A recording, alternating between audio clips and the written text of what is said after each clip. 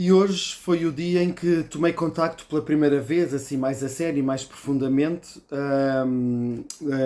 da obra do Abado de Jazente, ahm, através deste livro que recebi hoje, do Miguel Taman, e fiquei muito agradado pela poesia, pelos textos que encontrei deste Abade de Jazente.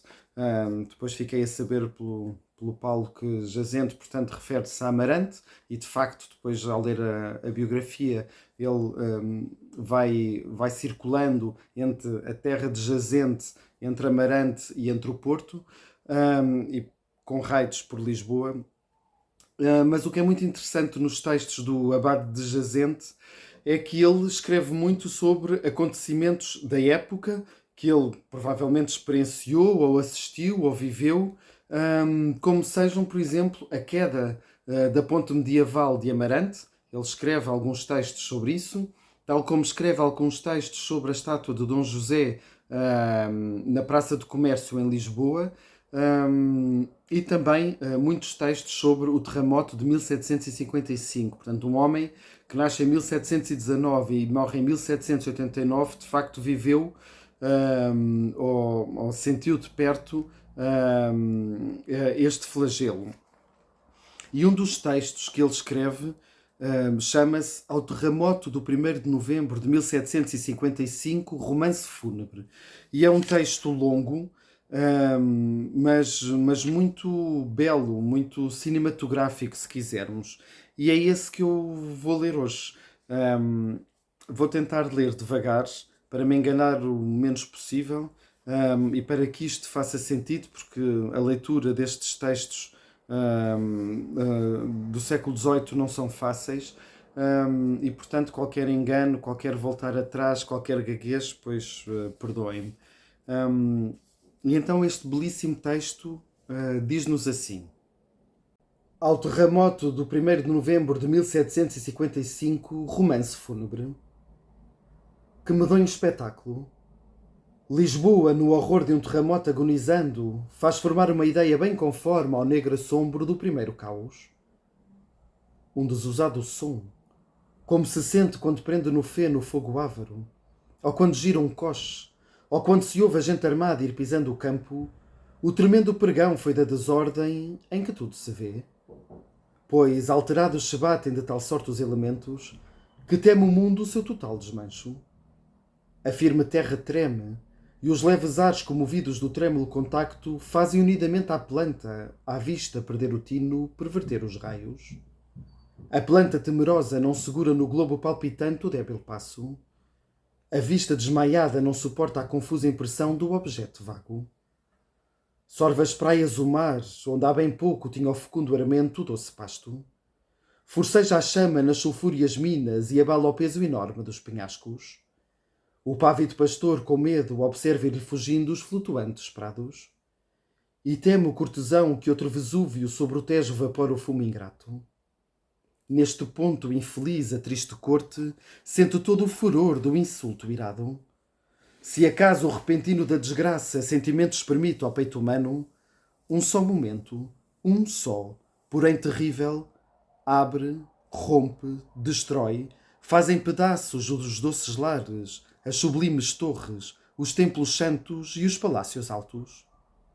A rude queda das paredes rotas devora vidas mil por modos vários, pois sendo um só destino, é bem diversa a morte que resulta dos acasos. Alguns, no brando leito, ainda dormindo, sentem da parca o golpe desumano, sendo esta vez Morfeu da morte escura mais do que imagem, verdadeiro ensaio. Outros, das próprias casas oprimidos, têm por verdugos os penates caros e virão converter no seu destroço em desabrigo o cómido agasalho. Outros sentem o golpe mais violento na mesma corpulência dos palácios, servindo-lhes das torres a grandeza a fazer o despenho mais infausto.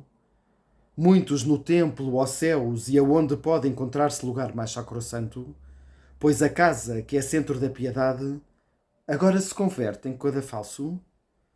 Deve acabar-se o mundo, ou nos espera ainda mais fero e nunca visto caso.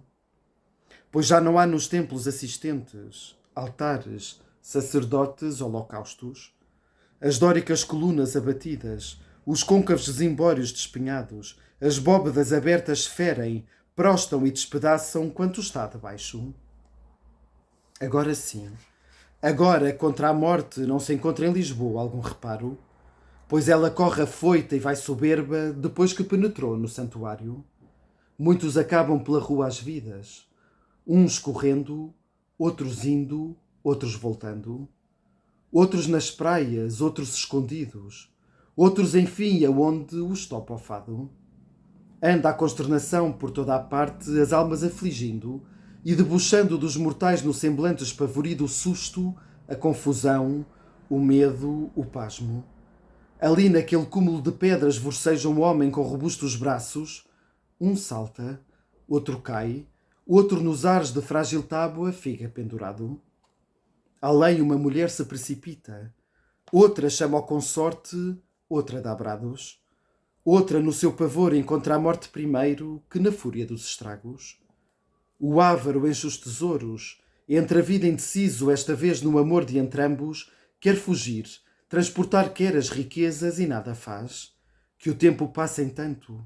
Avarento jazão do metal ouro à carga infame, os ombros recurvando, do peso da riqueza e dos penedos, duas vezes fica o preso e sepultado. O pio observador da lei celeste, de dois impulsos esta vez tocado, na vida emprega, e nas imagens santas o acordo que lhe deixa o sobressalto. Toma a carga imortal nas mãos piedosas, e mais feliz Eneias resguardando vai do incêndio voraz, vai no destroço, mais do que a vida, os simulacros santos. A donzela, que teme ver-se exposta sem o decoro do decente ornato, chega à porta 3 vezes e outras tantas se torna a recolher com giro incauto.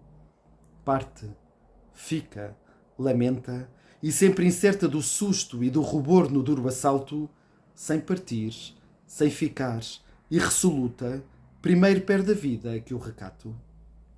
A púdica matrona ao filho aperta, mais que nunca piedosa, ao peito casto, para ver se lhe dilata acaso a vida naquele terno derradeiro afago. Mas pervertida a lei da natureza, abraça e suga no fatal desmaio a mãe, em vez do filho, os seixos duros, o filho em vez do leite, o sangue amargo. Brada ao pai, o senhor chama ao ministro, e se enrouquece o capitão mandando, mas não sabem por hora apetecer-lhe o filho, o servo, o súbito, o soldado. Tudo é desordem, tudo, e o fogo ardente vai dar cruel remate ao resto escasso dos rotos edifícios abatidos, dos pobres corações desalentados.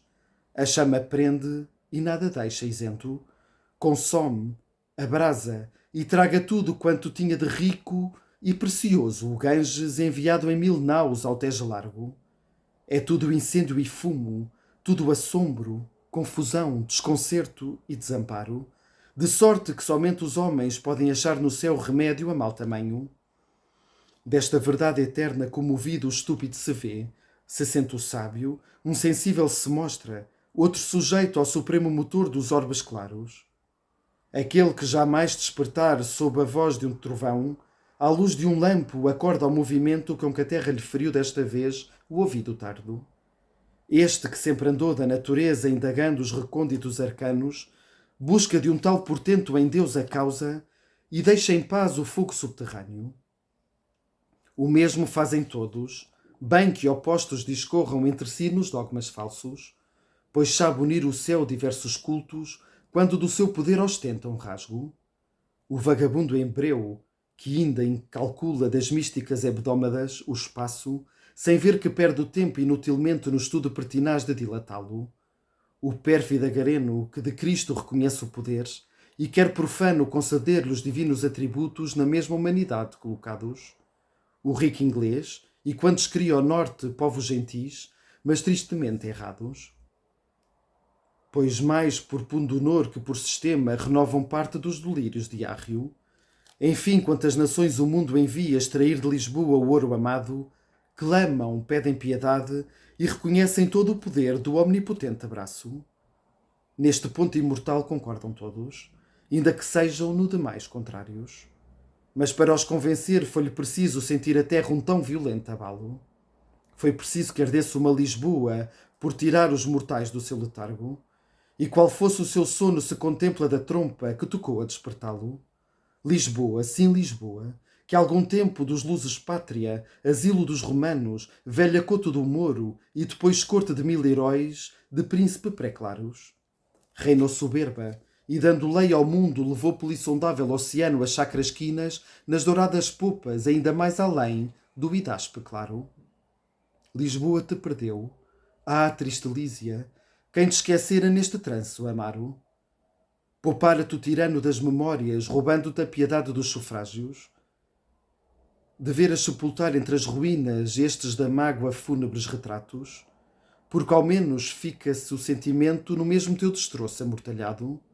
Mas, ah, corte infeliz, o teu desastre não pode das lembranças ser riscado? Pois nesse teu funesto acabamento se perpetua agora o nosso pranto.